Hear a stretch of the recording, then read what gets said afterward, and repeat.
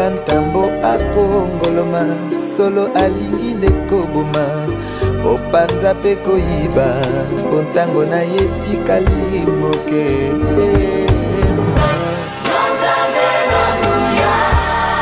ozalisi ya likolo na se mokili esima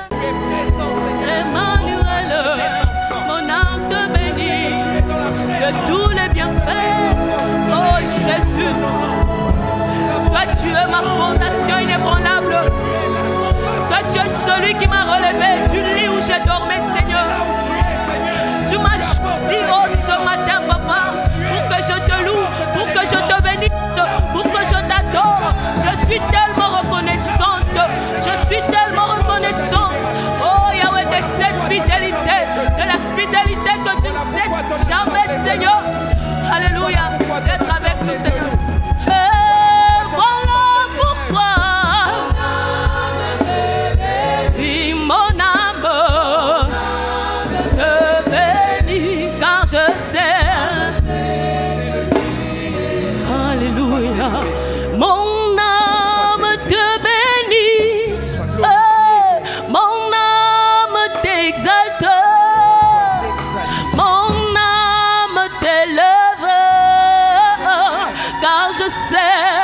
Tu es là, mon âme te bénit, mon âme te bénit, mon âme te bénit, quand je sais que tu es là. Que la joie de l'Éternel remonte au-dedans de toi. Reconnais la grandeur de Dieu, mais réjouis-toi. Reconnais la puissance de Dieu, mais réjouis-toi tous les jours. Ensemble avec les mamans, nous allons chanter et louer. Dites-vous que nous sommes libres dans la maison de notre Père, n'est-ce pas? Sifu Bwana, Mama Bwana, ametukuka, oh, ametuka milele, ametuka, huyu Yesu, ametukuka milele, ametukuka, huyu Yesu, ametukuka milele, ametukuka, huyu Yesu, ametukuka milele, oh, shangilia, pika kelele, lele kwa Bwana, shangilia, sifu Bwana wa mabwana.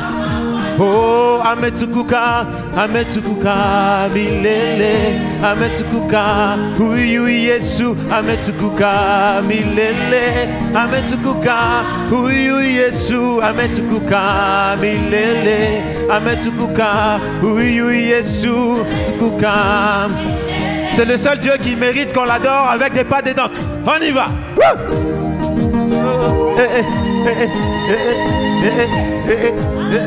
Yelele, yelele, yelele, yelele,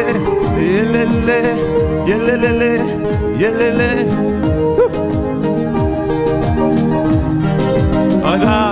Eh Bwana, go. Eh Bwana, jina lako la milele, tumula dadi. Alléluia. Amina, amina. Aujourd'hui, nous sommes le dimanche 24 septembre. C'est le 39e dimanche de l'année. Il nous en reste 13 pour achever l'année 2023. Le Seigneur m'a donné une parole d'encouragement, une parole d'exhortation, pour que nous puissions garder une lancée. Alléluia. Amina. La pensée du Seigneur pour nous de la bonne semence, c'est que nous ne puissions pas cesser de porter du fruit.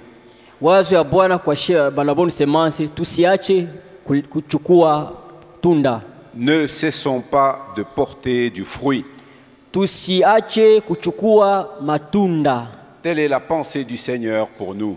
Ile ndio wazo ya Bwana kwa ajili yetu. Et nous lisons les 2 versets de base dans le livre du prophète Jérémie au chapitre 17. Tunasoma kitabu cha nabii Yeremia sura 17. Jérémie 17 versets 7 et 8. Yeremia 17 mstari wa 7 na wa 8. Béni soit l'homme qui se confie dans l'Éternel et dont l'Éternel est l'espérance. Verset 8. Il est comme un arbre planté près des eaux et qui étend ses racines vers le courant. Il n'aperçoit point la chaleur quand elle vient et son feuillage reste vert. Dans l'année de la sécheresse, il n'a point de crainte et il ne cesse de porter du fruit. Alléluia. Amina. Tunasoma, amebarikiwa mtu yule anayetegemea Bwana, kwa yeye Bwana ndiye tumaini lake. Maana atakuwa kama muti uliopandwa kando ya maji, unaofikisha mizizi yake karibu na mto. Hautaona woga wakati wa jua kali anapokuja, lakini majani yake yatakuwa mabichi, wala hautahangaika mwaka wa uchache wa mvua, wala hautaacha kuzaa matunda. Amina. Ne cessons pas de porter du fruit. Tusiache kuchukua matunda. Et même la louange adressée à l'Éternel est un fruit que nous devons continuer à porter. Hata shangwe tunatolea Bwana inapasha kuwa tunda, tunapasha kuendelea kuchukua. Nous ne devons pas cesser de louer et d'adorer notre Dieu. Hatuwezi kuacha kushukuru na kuabudu Mungu wetu. Et cela, quelles que soient les circonstances. Na ile ayangalie majira ama mambo. Je disais donc que nous sommes le dimanche 24. Nisema kama tuko siku ya Mungu tarehe 14.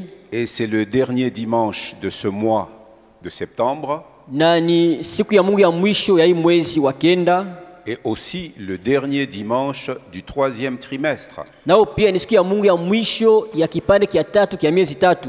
Parce que le dimanche prochain, ça sera le 1er octobre. Kwa maana siku ya Mungu itakuja itakuwa tarehe ya kwanza mwezi wa 10. Ça sera le début du 4e et dernier trimestre de l'année 2023. Itakuwa mwanzo ya kipande kia 4 na kipande kia mwisho kia miezi tatu ya mwaka 2023. Et comme vous le savez, na vile mnajua, jusqu'à maintenant nous avons comme sous-thème produisons du fruit en abondance. Mpaka pasa tuko na kishina ndogo inasema tuzaeni matunda katika utele.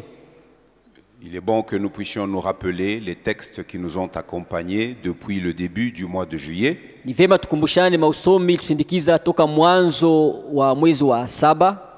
Nous nous sommes servis du premier et du texte principal tiré de l'évangile de Jean au chapitre 15 du 1er au 14e verset. Tulikamata injili ya Yohane sura ya 15 mstari wa kwanza mpaka wa 14. Et c'était un extrait des derniers entretiens et discours de Jésus avec ses disciples. Ilikuwa ni sehemu ya mazungumzo ya hotuba Yesu Kristo pamoja na wanafunzi wake. C'est la portion qui nous parlait du cep et des sarments. Ni sehemu kusemezea juu ya muti na matawi. Et ces discours, le Seigneur Jésus les tenait avant d'aller souffrir. Na ile hotuba Bwana alifanya mbele yeye aende kuteswa. Le deuxième texte dont nous nous sommes servis, usomi ya pili ile tulitumia, c'était celui de Matthieu chapitre 28. Ilikuwa ni ya Mathayo sura yake 28. Les deux derniers versets de l'évangile de Matthieu, versets 19 et 20. Mistari mbili ya mwisho ya Injili ya Mathayo, mstari 19 na 12. Et là, c'est Jésus ressuscité des morts. Na pale ni Yesu mwenyefuka toka wafu, qui donne son ordre missionnaire à ses disciples. Anapana agizo ya kimishonari kwa wanafunzi wake. Un ordre qui doit être respecté et exécuté. Agizo inapaswa kuheshimiwa na kutimizwa jusqu'à la fin du monde. Mpaka mwisho wa ulimwengu. Jusqu'à ce qu'il vienne. Mpaka wakati atakuja. Le troisième texte dont nous nous sommes servis, usomi ya tatu tulitumikisha, c'est celui de Actes chapitre 2, ni ile ya Matendo sura yake ya pili versets 36 à 42. mstari wa 36 mpaka 42. C'était la mise en pratique de cet ordre missionnaire, Ilikuwa kutia katika tendo ile agizo ya kimisionari, d'abord à Jérusalem, kwanza kwa Yerusalema, selon ce que le Seigneur avait dit. fatana vile Bwana alisemaka, Vous recevrez une puissance, mutapokea uwezo moja, le Saint-Esprit survenant sur vous, Roho Mtakatifu atakuya juu yenu, et vous serez mes témoins na mutakuwa washuhuda wangu à Jérusalem. ku Yerusalema. C'était le point de départ du témoignage de Jésus-Christ. Ilikuwa ni pale fasi ya kuanzia ushuhuda wa Yesu Kristo. Et donc dans Acte 2, versets 36 à 42, Katika Matendo 2 mstari wa 36 mpaka nous voyons la 42 mise en pratique de cet ordre missionnaire à Jérusalem et le fruit abondant qui s'en était suivi. tunaona kutia mtendo ile agizo kutoka Yerusalema na matunda ya mingi ambayo ilitokea ndani. Et c'était le ministère de Pierre et des 11 autres apôtres. Ilikuwa ni utumishi wa Petro na bale mitume bengine 11. Là, Matthias avait déjà remplacé Judas. Pale Matiasi alikuwa nafasi ya Yuda.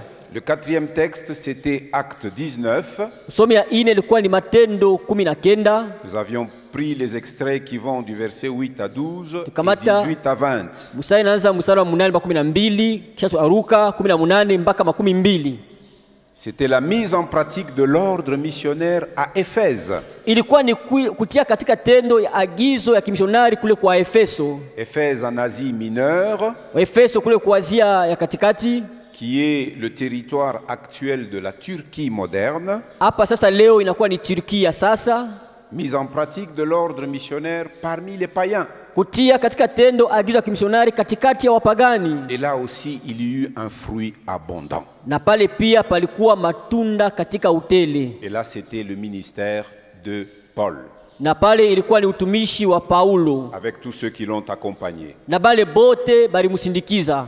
Nous aussi, Na sie pia dans le cadre du même ordre missionnaire, katika hali ya agizo moja moja kimisionari, nous avons entrepris des actions. na tulianza kufanya matendo. Des actions que nous avions planifiées depuis le début de cette année. Matendo tutayarisha toka mwanzo wa huu mwaka. En effet, quand j'ai regardé mon cahier des annonces et des communiqués, Wakati naangalia buku yangu ya matangazo, je me suis rendu compte que dès le deuxième dimanche de cette année 2023, nakumbuka kama toka siku ya Mungu ya pili ya hii mwaka 2013 nous avions annoncé 2 grands projets pour le deuxième semestre de cette année 2023. tutangazaka matengenezo kubwa mbili kwa miezi 6 ya hii mwaka 2023. Le premier grand projet, c'était la mission pour l'implantation d'une nouvelle Na- église sur notre domaine de Chamalale. Upango wa kwanza ilikuwa ni kujenga na kuweka kanisa ya sasa kule kungambo ya Chamalale. Et le deuxième grand projet, c'était l'ouverture des cellules de maisons et de quartiers. Na ingine matengenezo kubwa ya pili ilikuwa ni kufungula maselule katika makartie yetu. Et nous savons que les premiers résultats sont là. Na tunajua kama matokeo za kwanza zikwako. Une première cellule de quartier a été ouverte depuis le samedi 5 août 2023. Na selule ya kwanza kwa makartie balifungula toka siku ya 6 tarehe 5 mwezi wa 8 mwaka huu. C'est la cellule que nous appelons Gilgal. Inakuwa ni ile kundi ya maombi tunaita Gilgal. Le deuxième grand résultat, c'est l'église de Chamalale qui est née, cette église que nous avons appelée Église évangélique Pain de Vie. Na matokeo kubwa ya pili ni kanisa ya Chamalale ile lizalika ambayo tuliita mkate wa uzima au Pain de Vie. Et cette église a eu son premier culte le dimanche 10 septembre. Na ile kanisa ilipata ibada ya kwanza siku ya Mungu tarehe 10 mwezi wa 9. Et aujourd'hui, au moment où nous nous sommes assemblés, Na leo hapa tunakusanyika, eux aussi sont assemblés dans leur troisième culte de dimanche. nao pia kusanyika katika ibada yabo ya tatu ya siku ya enga. Et aujourd'hui commence aussi à l'église Pain de Vie l'école du dimanche. Na leo kupende vi bananza ekodimi. Maintenant, voici que ce troisième trimestre touche à sa fin. Tazama hii kipande ya tatu ya miezi tatu inafika kumwisho. Et Nous allons passer à un autre sous-thème. Tapita kishina ingine ndogo. C'est le moment de nous poser une question. Ni wakati ya kujiuliza ulizo. C'est le sens même de l'exhortation d'aujourd'hui. Ne cessons pas de porter du fruit. Ndio maana sikutisho ya leo tusiache kuchukua matunda. La question est donc la suivante. Ulizo ni ifatayo. Devons-nous oublier le sous-thème du 3e trimestre ainsi que toutes ces requêtes de prière? Tunapasha kusahau basi kishina ndogo ya sehemu tatu ya miezi tatu na mahitaji yote ya maombi Pour pouvoir penser et vaquer à autre chose? juu ya kuwaza na kufanya vitu vingine. Moi je dis non. Mimi nasema hapana. Non, nous ne devons pas oublier. Hapana, hatupashi kusahau. Nous devons comprendre que chaque thème annuel que le Seigneur nous donne Tunapasha kuelewa kama kila kishina kia mwaka Bwana anatupatia et tous ces sous-thèmes na ile bishina ndogo vyote doivent être considérés comme des pierres vivantes binapasha kuangaliwa kama vile majiwe iliyo hai avec lesquelles nous construisons la maison spirituelle de Dieu. pamoja nayo tunajenga nyumba ya kiroho ya Mungu. Alléluia. Alléluia. Ainsi donc, nous avons lu dans Jérémie chapitre 17 Hivi tusoma katika Yeremia sura 17 ces deux versets, hii mistari mbili, versets 7 et 8. mstari wa 7 na wa 8. Béni soit l'homme qui se confie dans l'Éternel et dont l'Éternel est l'espérance. Abarikiwe mtu yule anayetegemea Bwana, kwani Bwana yeye ndiye tumaini lake. Il est comme un arbre planté près des eaux Maana atakuwa kama mti uliopandwa kando ya maji, et qui étend ses racines vers le courant. unaofikisha mizizi yake karibu na mto. Il n'aperçoit point la chaleur quand elle vient Hautaona woga wakati wa jua kali, et son feuillage reste vert. lakini majani yake yatakuwa mabichi. Dans l'année de la sécheresse, il n'a point de crainte. Wakati mwaka wa ukavu hautaogopa. Dans l'année des troubles, il n'a point de crainte. Wakati wa mwaka wa mvurugo hana na woga. Dans l'année de crise, il n'a point de crainte. Katika mwaka wa ukosefu hana na woga. Et il ne cesse de porter du fruit. Na asiache kuchukua matunda. Nous ne devons donc pas cesser de porter du fruit. Hatuwezi basi kuacha kuchukua matunda. Et Jérémie nous en donne le secret dans ce passage. Yeremia atupatia siri katika hii usomi. Au verset 7, en effet, il nous dit « Béni soit l'homme ». Kumsura 7 anasema basi abarikiwe mtu yule. C'est comme ça que commence ce verset dans la version Louis II. Ndivyo anaanza hii mstari katika tafsiri ya Louis II. Qui se confie en l'Éternel. Nani ajitoa kwa Bwana? Et deux choses, et dont l'Éternel est l'espérance. Ambaye Bwana anakuwa tumaini lake. Je me suis exercé à lire le même verset 7 de Jérémie 17 dans quelques versions bibliques. Nilifanya karasisi ya kusoma hii mstari wa 7 Yeremia 17 katika matafsiri zingine. Bible du Semeur rend de la manière suivante ce verset. Bible du Semeur inasema hivi: Béni soit l'homme qui met sa confiance en l'Éternel. Abarikiwe mtu anaweka tumaini yake katika Bwana. Et qui fonde sur l'Éternel toute son assurance. Na anatia msingi wake juu ya Bwana, hakikisho yake yote. Là où Louis II parle de l'espérance, pale Louis II anasema juu ya tumaini, la version Bible du Semeur nous dit cet homme-là qui est béni, il fonde sur l'Éternel toute son assurance. Na Semeur anasema ule mtu ule anatia msingi wake kwa Bwana, hakikisho lake lote. La Bible en français courant nous ajoute une autre dimension. Na Biblia français courant inatuongezea ingine hatua. C'est l'Éternel qui parle. Ni Bwana anayesema, mais je bénis celui qui met sa confiance en moi. Lakini nabariki ule anaweka tumaini lake ndani yangu. Et cherche en moi sa sécurité. Na natafuta ndani yangu ukingo wake. espérance, tumaini, assurance, hakikisho, sécurité, ukingo uniquement dans le nom de l'Éternel. ni mpaka tu katika jina la Bwana. Alors, je l'ai pris aussi, là tu ne me traduis pas, parce que j'ai pris aussi dans une version numérique Swahili du Congo. J'ai mis aussi. Ndio. Abarikiwe mutu anayenitegemea mimi Yawe.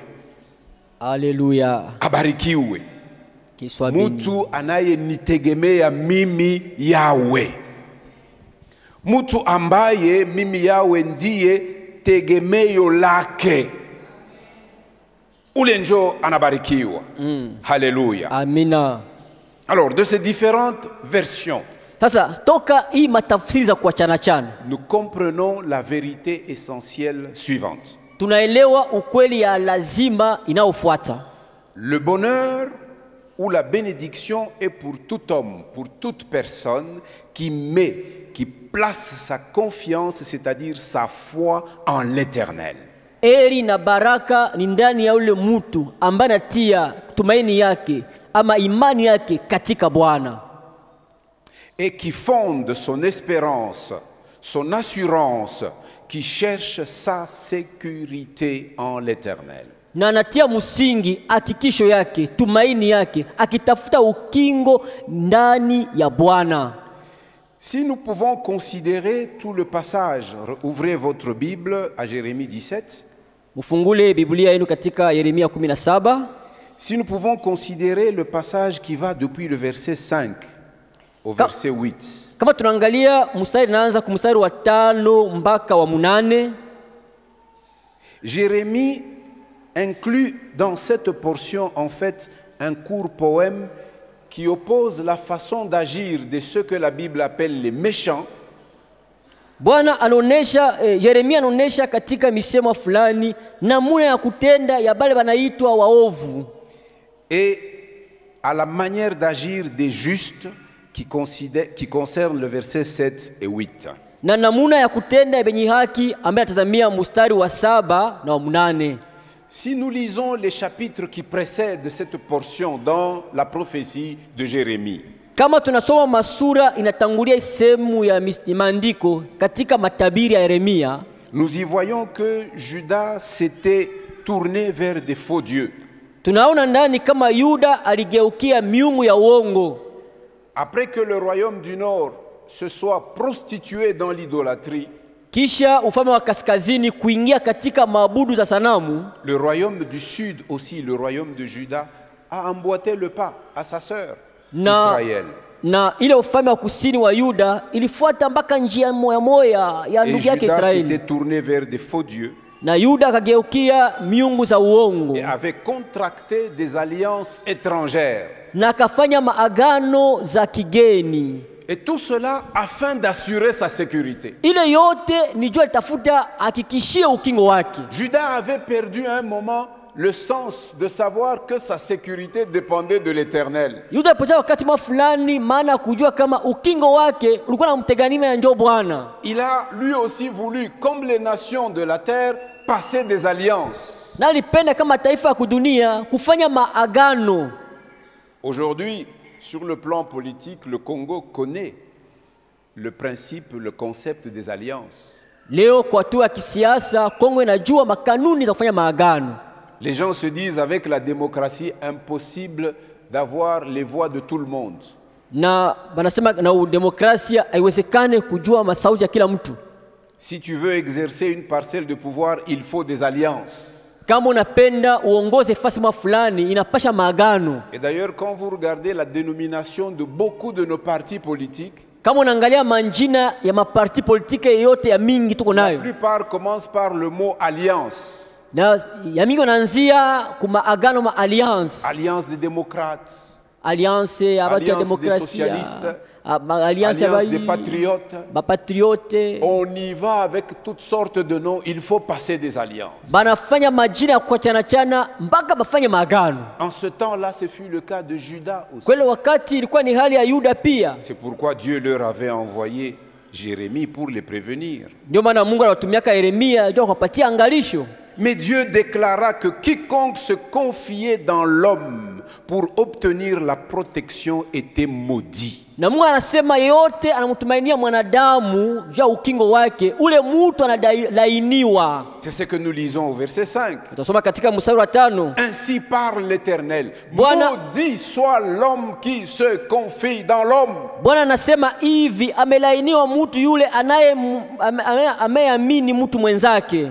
À cette époque-là, le cœur de Juda s'était détourné du Dieu d'Israël. Kweli wakati moyo wa Yuda ulimgeuziaka mgongo Mungu wa Israeli, Et par conséquent, na kwa kinyume, au lieu de prospérer, pahali ya kustawi il ne pouvait que se dessécher, na ingilipasha mpaka kukauka, comme un arbuste chétif qui se trouve dans le désert. kama vile mti moya ya kuharibika iko katika jangwa. Dieu avait annoncé la stérilité à Juda Mungu alitangazaka ile utasa kwa Yuda et l'infertilité. na kutokuzaa. Il a dit, vous serez comme une terre salée. Mtakuwa kama vile budongo ya chumvi. Vous avez déjà entendu parler de la mer morte, n'est-ce pas, en Israël? Bashasemezea juu ya bahari ya kufa kule kwa Israeli. Cette mer, elle existe jusqu'à aujourd'hui. Ile bahari iko ako mpaka leo. Et par rapport à l'altitude, elle est plus bas située que la mer Méditerranée. Na vile iko chini sana kupita bahari ya Mediterranee. Toutes les mers du monde sont salées, Bahari yote ya ulimwengu ziko na chumvi. mais il n'y en a aucune qui a le taux de sel comme la mer morte. Hakuna mweko na chumvi ya mingi kama vile bahari ya kufa. Et pourquoi on l'appelle morte? Banaita bahari ya kufa juu ya nini? Aucune vie ne peut subsister là-dedans. Hakuna uzima mmoja unaweza kuishi mule ndani. Alors Dieu dit, Mungu anasema hivi, l'homme qui se confie dans l'homme, mtu ule anamtumainia mtu mwenzake, sa finalité c'est le dessèchement, mwisho wake ni kukauka, c'est l'infertilité. ni mwisho wake ni kukosa kuzaa. Or nous ne voulons pas cesser à porter du fruit. Chi hatupendi kuacha kuchukua matunda, C'est la stérilité. ni utasa, Et vous serez incapable d'entretenir la vie. na hamtakuwa na uwezaji ya kulinda uzima. Le verset 7, lui, nous parle de bénédiction comme conséquence de la foi, comme conséquence de la foi qui rend juste devant le Seigneur. Na mstari wa 7 unasemezea juu ya baraka ambaye inakuwa ni matokeo ya ile imani mtu anakuwa nao katika Bwana. Qui est juste devant le Seigneur? Nani mwenye haki mbele ya Bwana? Ce n'est pas celui qui fait, ce Aina n'est pas ule celui qui fait, kunatenda, c'est celui qui croit. ni ule anaamini. Amen, amen. Alléluia. Un tel homme, on nous dit, il est comme un arbre planté près des eaux. Banasema mtu wa vile kama vile muti uliopandwa kando ya mtoni. Un arbre planté près des eaux Muti ambaye inaota kando ya maji et qui étend ses racines vers le courant de Na- ces eaux-là. na kufikisha mizizi yake karibu na mto. Cette répétition, le Seigneur l'avait déjà placée dans la bouche de David au début du livre des psaumes. Hii misemo moja moja Bwana akisha kuweka katika kinywa ya Daudi kwa Zaburi ya kwanza. Cet homme qui s'est qualifié lui-même comme le chantre agréable de l'Éternel, Mtu mwenyewe alijiita kama vile shamba na kupendeza ya Bwana. c'était un homme élevé, Alikuwa ni mtu mwenye cheo, fils d'Isaïe, mwana wa Yese, et l'Esprit de l'Éternel parlait par lui. na roho ya Bwana alikuwa anasema kupitia yeye. Regardez, il dit cela avant que nous ne lisions Psaume. Allons voir 2 Samuel, chapitre 23. Tuone kwanza Samueli la wa fin. pili sura ya 13. C'est la bila fin kufika kwa déjà Zaburi. du règne de David. Inakuwa ni mwisho wa utawala wa Daudi. Écoutons comment David s'exprimait.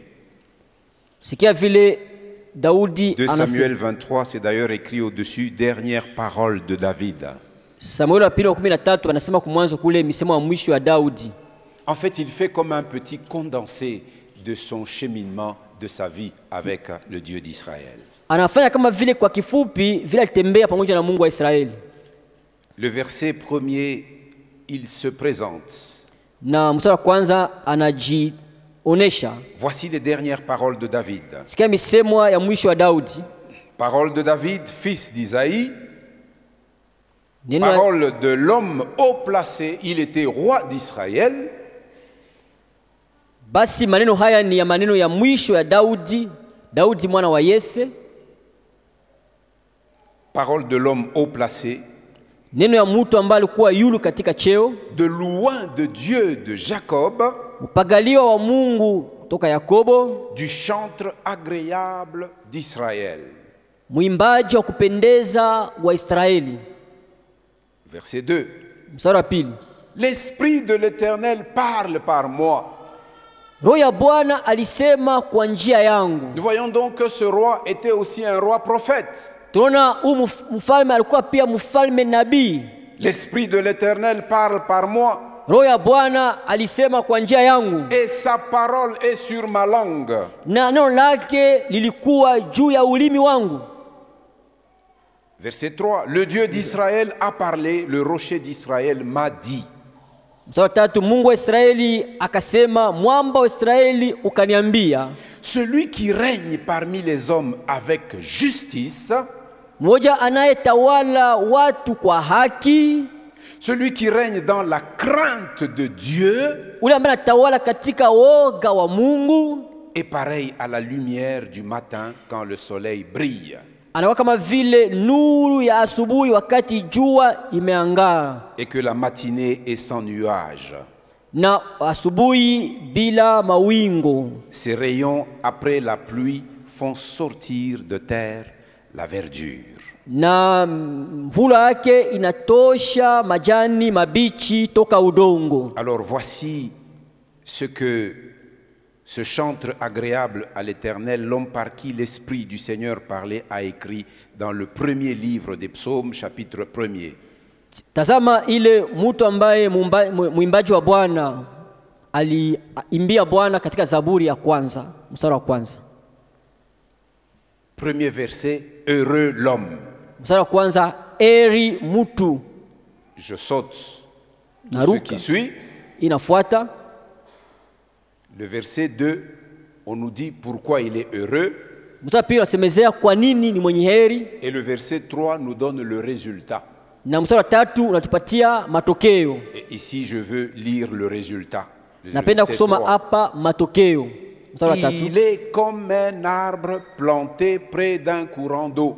Atakuwa kama muti uliopandwa kando ya vijito vya maji. Vous voyez que l'esprit qui avait parlé à David, unaona kama roho alisemaka kwa Daudi, plusieurs siècles plus tard, le même esprit parle à Jérémie pour dire les mêmes choses. Makarini mingi kisha roho moja moja anasema kwa Yeremia juu ya mambo moya moya ile. Il est comme un arbre planté près d'un courant d'eau. Atakuwa kama muti uliopandwa kando ya vijito vya maji. Qui donne son fruit en sa saison. Anaozaa matunda yake kwa wakati wake. Et dont le feuillage ne se flétrit point. Wala majani yake hayakauki. Tout ce qu'il fait lui réussit. Na yoyote anayofanya yatabarikiwa. Tout ce qu'il fait lui réussit. Yote anayofanya yatabarikiwa. Je me souviens le message que nous avons suivi dimanche passé. Nakumbuka ujumbe tulifuata siku ya mwingine iliyopita. Avec l'ancien Simon Matondo. Na mzee Simon Matondo. Qui nous disait allons et demeurons aux eaux. Twendeni na tudumu kwenye maji. Comme cet arbre planté près des eaux. Kama huyu muti banapanda kando ya maji. Nous aussi allons. Na sisi pia twendeni. Et demeurons près des eaux. Na tudumu kando ya maji. Pour une bonne production de fruits. Kwa kuzaa matunda mema. Lui, il nous a lu dans Ésaïe. Tusomea katika Isaya. Et il nous a lu dans l'évangile de Jean. Tusomea katika Injili ya Yohane. Où Jésus avait repris les mêmes paroles que l'Esprit avait données au prophète Ésaïe. Ile misemo moja moja alisemaka Mungu alipatiaka nabii Isaya. C'est pourquoi Jésus appelle le Saint-Esprit l'Esprit de vérité. Ndio maana Yesu anaita Roho Mtakatifu roho ya ukweli. Ce que l'Esprit dit est la vérité. Ile roho anasema ndio kweli. Ce que les hommes animés par l'Esprit disent est la vérité. Ile batu kusukuma roho banasema ndio kweli. Un jour, Jésus lui-même, en contestation avec les chefs des Juifs, Siku moja Yesu mwenyewe mabishano pamoja na wakuu wa Wayuda il leur a posé cette question. alibauliza hii ulizo. De qui le Messie est-il le fils? Wanasema Masia ni mwana wa nani? Tous, unanimement, ils ont répondu, il est fils de David. Wote kwa ujumla walisema ni mwana wa Daudi. Alors Jésus leur a posé une deuxième question. Yesu ameuliza ulizo ya pili. Dites-moi donc, Muniambie basi, pourquoi jua nini? David lui-même, Daudi mwenyewe animé par l'Esprit, mwenye kusukumwa na Roho, c'est-à-dire inspiré par l'Esprit, ni kusema mwenye kupata wazo kupitia Roho, poussé par l'Esprit, mwenye kusukumwa na Roho, a prononcé ces paroles. alisema hii misemwa. Il a notamment dit, le Seigneur a dit à mon Seigneur, assieds-toi à ma droite, Alisema Bwana alisema kwa Bwana wangu, ikaa kuume kwangu, jusqu'à ce que je ferai de tes ennemis ton marchepied. hadi tafanya adui zako kuwa vikanyangio vyako. Si donc le Messie est fils de David, Kama basi Masia ni mwana wa Daudi, comment David peut-il appeler son propre fils mon Seigneur? namna gani Daudi ataita mwanake mwenyewe Bwana wangu? C'était la question pour fermer la bouche de tous les contradicteurs de Jésus en son temps. Ilikuwa ni namuna ya kufunga binywa baada ya kumpinga Yesu kwa ile wakati. L'œuvre du Seigneur, elle se fait par l'Esprit. Kazi ya Bwana inafanyikaka ni kwa Roho, Et pour que l'Esprit opère, na ili Roho atende nous devons croire en Jésus. tunapasha kuamini Yesu, Et pour croire en Jésus, na kuamini Yesu il faut que nous ayons entendu l'évangile de paix de Dieu qui nous pousse à la conviction de péché et à la repentance. inapaswa tupokee injili ya salama ya Bwana ya Mungu ambaye atusukuma kwa kuamini na kwa kutubu. Sans repentance Bila kitubio, et sans conversion authentique, bila kuamini vya kweli kweli, il n'y a pas de foi véritable. hakuna imani ya kweli.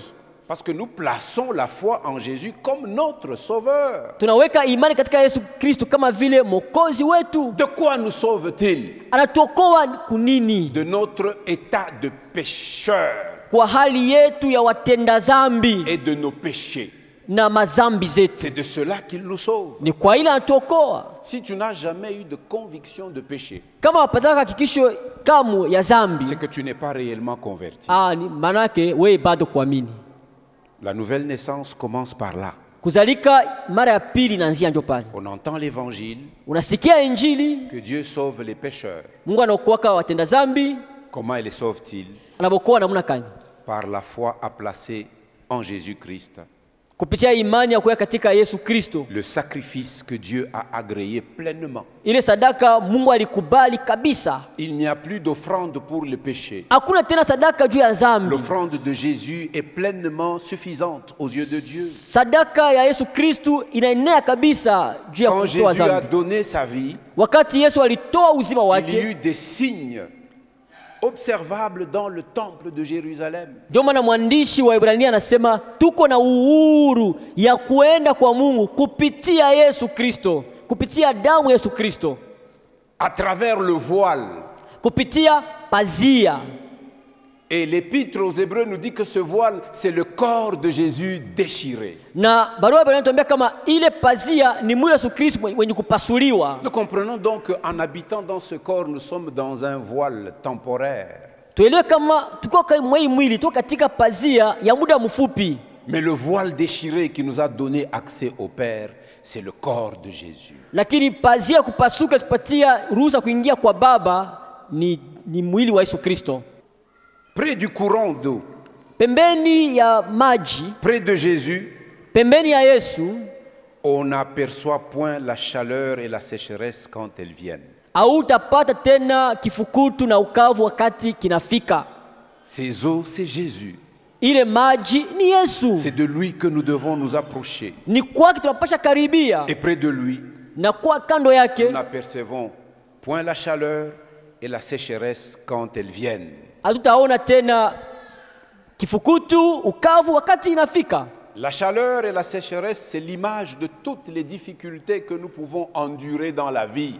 Ukavu na kipwa inakuwa ni picha ya magumu yote tunaweza kuishi katika maisha. Et ces difficultés arrivent même dans la vie des justes. Na ile magumu inafika hata kwa maisha ya mwenye haki. Jésus a laissé cette parole à ses disciples avant de se séparer d'eux. Yesu aliacha hii misemo kwa wanafunzi wake mbele ya kuachana nao. Il dit, pendant que vous vivez dans ce monde, Anasema wakati mnaishi mwa hii dunia, vous aurez des tribulations. mutapata mateso. Il n'a pas dit que je vous épargnerai des épreuves. Asikusema kama mimi namepusha na vipimo vya maisha. Nous ressentirons la chaleur. Tutasikia bifukutu. Nous verrons la sécheresse, la crise. Tutaona ukosefu, tutaona kipwa, ukavu. Mais près de Jésus, Lakini pembeni ya Yesu, cette chaleur, ile kifukutu elle ne va pas nous frapper d'hyperthermie. haitatupika tunamalizika pale. Près de Jésus qui est la source d'eau vive. Yesu atatukata kiu. Kama kifukutu kwa unasikia lulimi na kauka, Yesu atatukata kiu. Près de lui, le feuillage reste vert. Pembeni yake majani yanabakia mabichi. En d'autres termes, c'est pour dire un tel homme qui reste proche de Jésus. Kwa sababu nyingine kusema mtu wa vile anabakia kando ya Yesu, Il conserve sa vigueur spirituelle et même sa vigueur physique. anachunga nguvu ya kiroho na hata nguvu yake ya kimwili. Près de Jésus, Pembeni ya nous Yesu conservons notre vigueur. tunachunga nguvu yetu. Je vois ces trois images d'illustration dans l'Ancienne Alliance. Naona hii mapicha tatu ya mfano katika Agano la Kale. Regardons le père de la foi, Abraham. Tuangalie baba wa imani Abrahamu. À quel âge il a eu Isaac? Umri wa miaka ngapi alipata Isaka? Quand Isaac est né, Abraham avait quel âge? Wakati Isaka zalika, Abrahamu alikuwa na miaka ngapi? 100 ans. Miaka 100. Abraham avait 100 ans. Abrahamu alikuwa na miaka quand Isaac 100 est né. wakati Isaka alizalika. Des années plus tard, Miaka mingi kisha le Seigneur le met à l'épreuve. Bwana anamupima. Vous pouvez lire cela dans Genèse chapitre 22. Some katika Mwanzo sura 12. Il lui dit, Abraham, Anambia Abrahamu, dis, me voici. sembo mie huyu. Prends ton fils, Kamata mwanako, ton unique, ule wa upekee, celui que tu aimes, ule ambao namupenda, Isaac. Isaka. Il n'y avait pas moyen de se tromper. Hakuwa namuna ya kudanganyika. Dieu lui-même s'est chargé de donner toutes les précisions. Mungu mwenyewe alipana msimamo yote na mafasiri yote. Prends ton fils, Kamata mwana wako, ton unique, ule wa upekee, celui que tu aimes, ule ambao nampenda, Isaac, Isaka, et va kwenda sur une montagne que je te montrerai. kumulima moja mitakuonesha, Et là, tu me l'offriras en sacrifice. na kule utanitoea yeye kama vile sadaka. Laissez-moi vous dire que Isaac était déjà, je dirais peut-être un grand adolescent ou un jeune adulte. Acha niambie kama Isaka akusha kuwa mtu kabisa mwenye kuwa na mafikiri ya Parce qu'il kuonekana comprenait kukomea. les choses Akusha kuelewa vitu et il les analysait. na alikuwa anabifasiria mzuri na kuangalia mzuri. Abraham entreprit à cette époque un voyage de 3 jours. Abrahamu akatengeneza safari kila wakati ya siku 3. À l'époque, on marchait à pied Zamani wakati tembea na mgulu ou peut-être sur un dos d'âne. au juu ya punda. Mais un homme âgé de plus de 115 ou 120 ans Mtu wa umri ya zaidi ya miaka 100, pouvait 115 entreprendre un voyage de 3 jours. anaanza safari ya siku 3.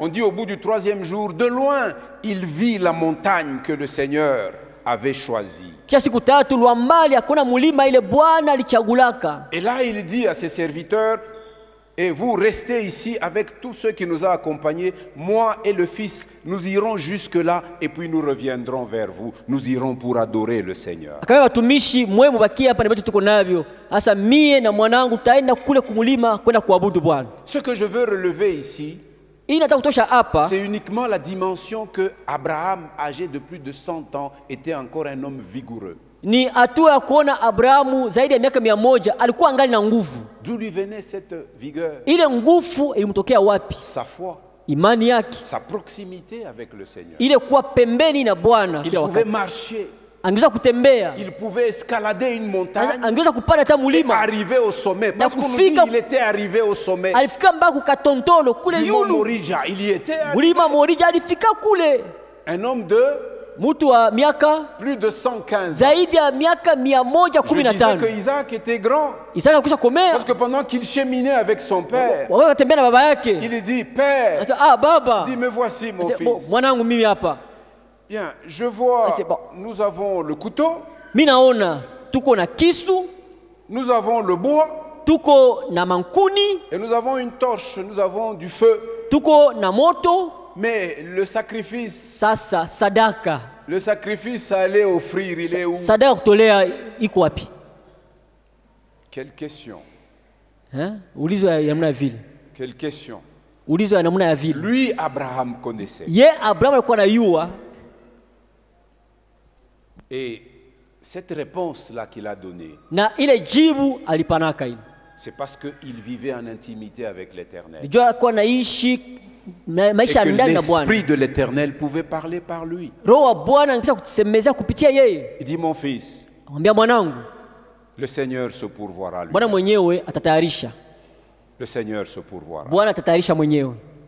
Nous traversons beaucoup de situations comme ça dans nos Tunapitaka mahali ya vile ya mingi maisha. ou quand nous faisons une analyse humainement parlant, Wakati tunaangalia mambo mkimutu tu, nous nous posons des questions. tunajiuliza maulizo. Comment ça va être demain? Bitakuwa je kesho? Comment ça va être après-demain? Kesho yake bitakuwa je? Si nous nous appliquons à marcher dans l'intimité du Seigneur, Tukijifunza kutembea katika undani na Bwana, sachant toujours qu'au temps convenable, le Seigneur pourvoit. tujue kama wakati nao enea Bwana Il est atajitayarishia. le Dieu de la providence. Ni Mungu wa matayarisho, Il est le Dieu de la provision. ni Mungu wa maakiba. Et nous savons qu'au sommet du mont Morija, Tunajua kule juu ya mlima Morija, quand Abraham voulut immoler Isaac, wakati Abrahamu alitafuta kumchinja Isaka, l'ange de l'Éternel a parlé. Abraham, ne fais pas du mal à l'enfant. malaika wa Bwana asema na Abrahamu, hapana kumfanyia bibaya mtoto. Tu viens de montrer ouvertement que tu me crains, Unaonesha waziwazi kama unaniogopa que tu me respectes, na kama unaniheshimu. que j'ai plus de valeur à tes yeux que l'enfant que je t'ai donné tardivement. Niko na bei sana kwa macho yako kupita mtoto ambaye nikupatia. Les promesses que Dieu accomplit dans nos vies Mahadi mnafanya katika maisha yetu ne doivent pas faire ternir notre relation avec Dieu. haipashe kuzimisha uhusiano wetu na Mungu. La relation que nous avons avec Dieu doit être au-dessus des bénédictions de Dieu. Uhusiano tuko na Mungu inapasha kuwa yule wa baraka zile Mungu anatupatia. Cherchons plus à entretenir, à préserver la relation, la communion avec Dieu que de nous accaparer des bénédictions que Dieu nous accorde. Tutafute namna yote kutengeneza uhusiano wetu na Mungu kuliko kubania mabaraka zile Mungu anatupatia.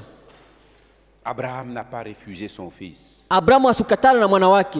et lui a dit, regarde là derrière dans le buisson. Amwambia angalia kumugongo pale pa Et kijiti. là, Abraham a vu un bélier Na pale Abrahamu aliona qu'il a pris, kondoo qu'il a dume. offert en sacrifice. Alimuleta akamutoa. Dieu a renouvelé ses promesses et il a fait encore de plus grandes promesses à Abraham. Mungu alitia upya maadi, alimfuata malako za mingi za Mais kufa voilà kwa Abrahamu. l'intimité de cet homme où ça pouvait le conduire. Tazama undani na huyu mtu pale Vigueur kupeleka. spirituelle, vigueur spirituelle. Nguvu ya kiroho. Quand vous lisez le livre, l'épître aux Hébreux, Mukisoma barua ya Waebrania, on nous raconte ce qu'il y avait dans l'esprit de Abraham. matufasiria Biblia ilikuwa katika roho ya Abrahamu. Regardons Hébreux chapitre 11.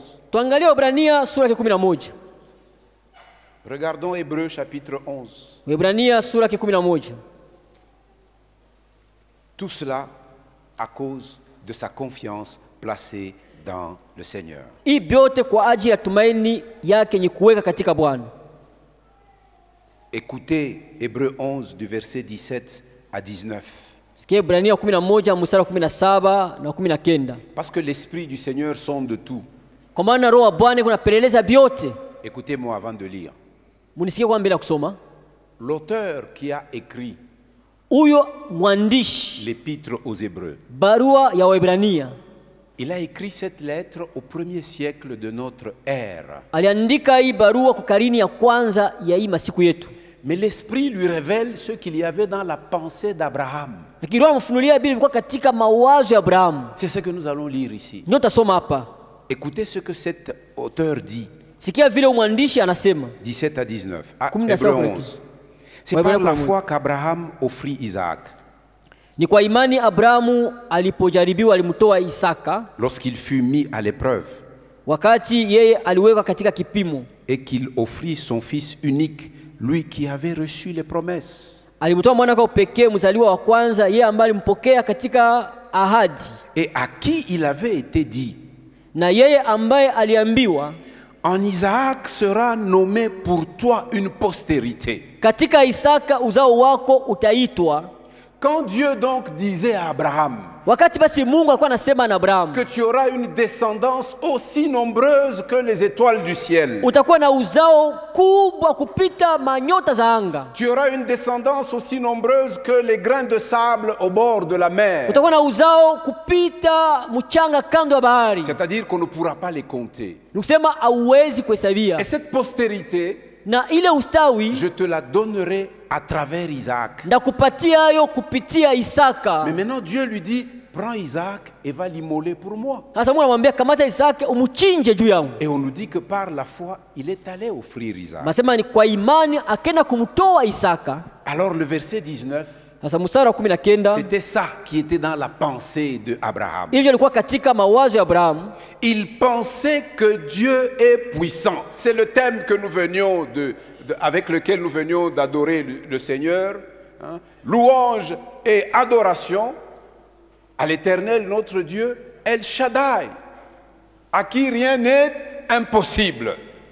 Il pensait que Dieu est puissant, Akisema kuwa Mungu anaweza kufanya makubwa, même pour ressusciter les morts. hata kufufua wafu. La pensée de la résurrection était déjà dans l'esprit d'Abraham. Wazo wa ufufuo ulikuwa katika roho ya Abrahamu. Il pensait. Alikesabu. Aussi le recouvra-t-il par une sorte de résurrection. Atamupata kwa mfano wa ufufuko. Et nous comprenons que Isaac, c'était déjà un type de l'offrande du fils unique venu du Père, celui qu'il aime, parce qu'il disait, celui-ci est mon fils bien-aimé, en qui j'ai placé toute mon affection, vous devez l'écouter. Kwa sema huyu ni mwana mpendwa, ule ambaye nimpenda sana, munapasha kumsikia. Abraham était un homme vigoureux, et spirituellement et physiquement, à cause de sa foi, à cause de la proximité avec le Dieu vivant et vrai. Abrahamu alikuwa mtu wa nguvu na mkiroho na kimwili kwa ajili ya imani, kwa ajili ya kuwa karibu sana na Mungu ali hai. Quand nous lisons la fin du livre de Deutéronome, tukisoma mwisho wa kitabu cha Kumbukumbu la Torati, c'est la fin de la loi de Moïse. Sasa ni mwisho wa sheria ya Musa. On nous parle dans quelles conditions Moïse est mort. Wansemezea muhali gani Musa alikufaka. Regardez avec moi, c'est le chapitre 34, le dernier chapitre de Deutéronome. Soma 34 sura ya mwisho ya Kumbukumbu la Torati. Avant Josué. Mbele kitabu cha La Yoshua. dernière page du livre de Deutéronome, c'est la fin de la loi de Moïse. Inakuwa ni ukarasa wa mwisho wa kitabu cha Kumbukumbu la Torati, inakuwa ni mwisho wa sheria ya Musa. Chapitre 34. Sura 34. Verset 7. Mstari wa 7. Écoutez ce qui est écrit. Sikia vile inaandikwa. Moïse était âgé de 120 ans lorsqu'il mourut. Na Musa alikuwa na miaka 112 wakati alipokufa. Mais dans quelles conditions mourut-il? Asa alikufa muhali kani? D'abord physiquement parlant. Kwanza mkimwili kwanza. Regardez la suite du verset 7. Mwangalie ufuata mstari wa 7. Sa vue n'était point affaiblie. Jicho lake alikupofuka. C'est-à-dire que Moïse avait une vue intacte à 120 ans. Sasa Musa alikuwa na macho ya kuona vizuri kwa umri wa miaka 112. Vous savez, aujourd'hui, Unajua leo la plupart d'entre nous, si pas la quasi-totalité, nous connaissons le vieillissement de nos organes. Bami katikati yetu kama ina bote mabiungo yetu kuna zeka. Et notre vue Na kwa macho yetu vieillit aussi. nayo kuna zeka pia. On s'en rend compte Unavumbula tu kama quand pendant un temps vous pouvez lire les yeux. Regardez les enfants quand ils font leurs devoirs. Ils ont les yeux collés dans le cahier. macho bashakulamika mubuku batoto wafanya devoir yao. Ils sont capables de faire des mises au point, des réglages à n'importe quelle distance ils voient.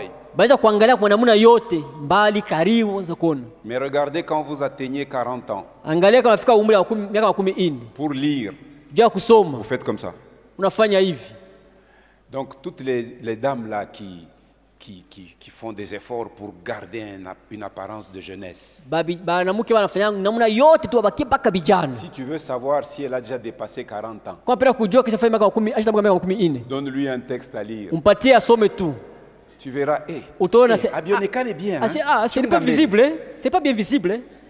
Hapa mimi naona. Ici je vois. Kama unamwona anafanya hivi. Unasema ni 40 na plus. Unaona kama hapa shakutambuka miaka 14. Ni bia kweli. C'est vrai. C'est ce qu'on appelle la presbytie. Ndio wasema hivi anasema. Le cristallin se fatigue. Nusema ile kiunga mwili na ya macho inachoka. Bonne mise au point. Haitaona tena vizuri. Mais la vue de Moïse n'était point affaiblie à 120 ans. Macho ya Musa haikuharibika kume miaka 12. Le secret, l'intimité avec Dieu. Ile maisha ndani na Mungu. Nous lisons qu'il n'y a pas un homme. Écoutez, verset 10 dans Deutéronome 34.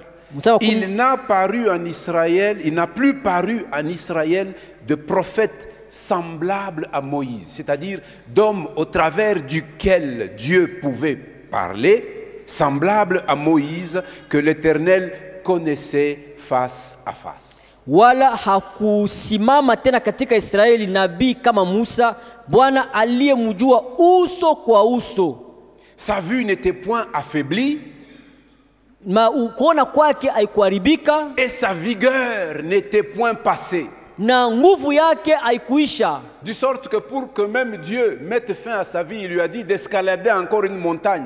Il est allé lui-même au lieu où le Seigneur allait lui retirer le souffle. Pale Mungu alimwambia nataka kumuua sasa, akamwambia we panda mulima. Alipanda mulima yeye mwenyewe pale fasi kwenye Bwana anataka kumbeba sasa. 120 ans. Miaka 112. Hier j'ai été invité à un mariage en famille. Jana balialika mu ndoa moja karamu ya jamaa. L'oncle paternel qui mariait son fils cadet. Na muyomba alikuwa anaoesha mtoto wa mwisho mwanaume. Il a 92 ans. Ana miaka 92. Alors marcher ça devient un problème. Hein? Kutembea na kuwa ni mambo. Alors il a une canne. Iko sana na mkoto yake. Parce que le centre de gravité s'est déplacé, le centre d'équilibre, il est comme ça. Acha kunjama. Alors ndio anapika tu hivi. Bon, 92 ans. Miaka 92. C'est beaucoup. Ni mingi.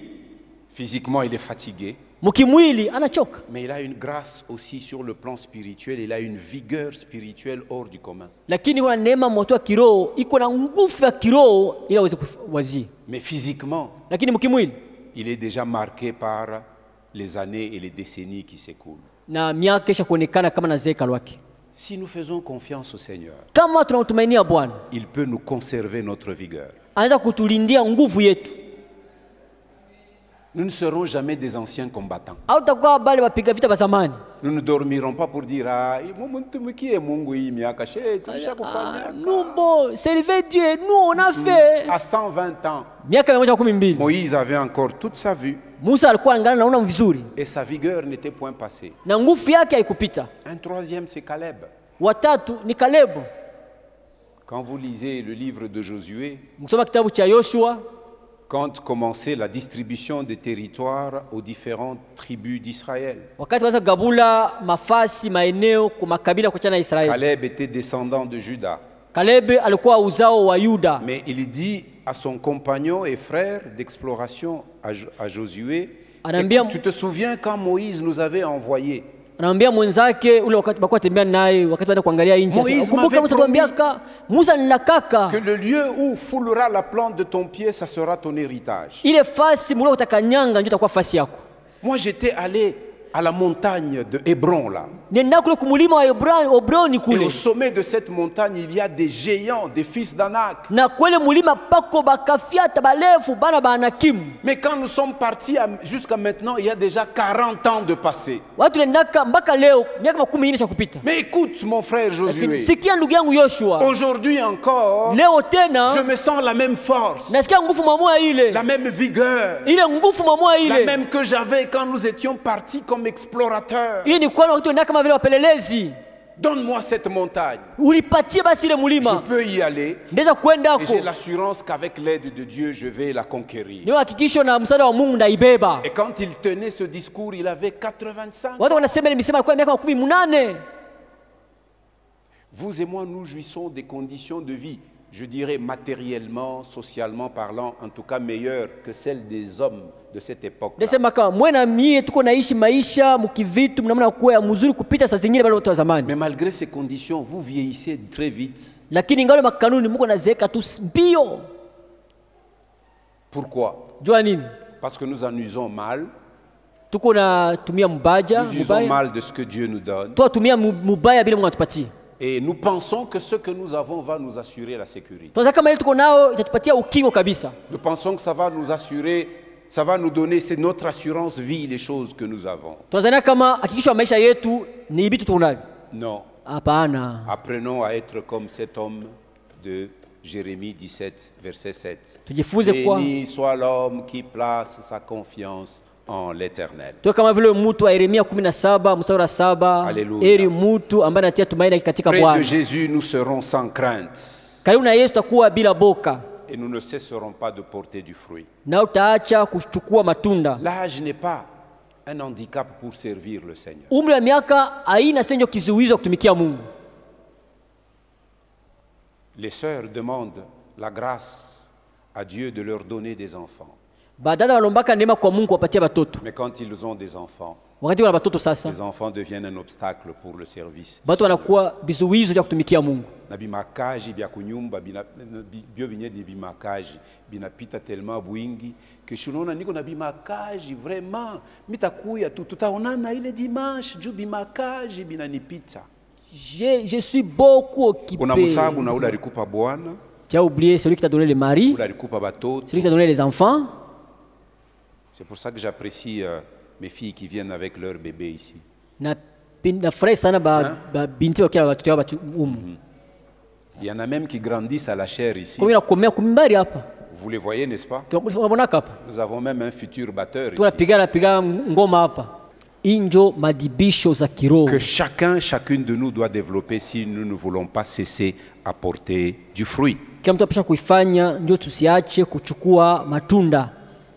Nous comprenons donc que pour ne pas cesser de porter du fruit, Tinua basi ili tusiache kuchukua matunda, nous devons demeurer unis au Christ. tunapasha benye kudumu, benye kuungana katika Kristo. Car sans lui, nous ne pouvons rien faire. Kwa maana bila yeye hatuwezi kufanya kitu. Sans lui, nous ne pouvons rien faire. Bila yeye hatuwezi kufanya lolote. Jean 15, 5. Yohane 15. Je suis le cep, vous êtes les sarments. Mimi ni mzabibu, ninyi ni matawi. Celui qui demeure en moi et en qui je demeure Ule adumu ndani yangu na mimi nadumu ndani yake, porte beaucoup de fruits. anachukua matunda mengi. Car sans moi, vous ne pouvez rien faire. Kwa maana bila mimi hamuwezi kufanya kitu. 7.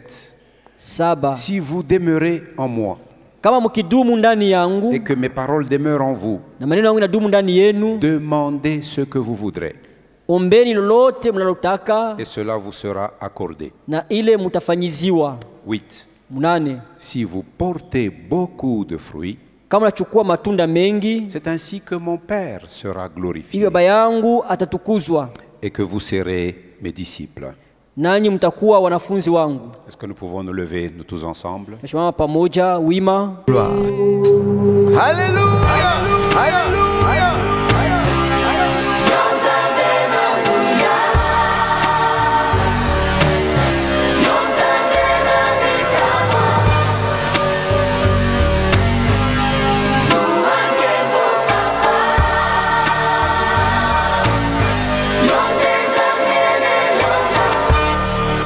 Lelo ntango ebelemi ilembo nyonso emonani kala te suka ya moki ya likolo na se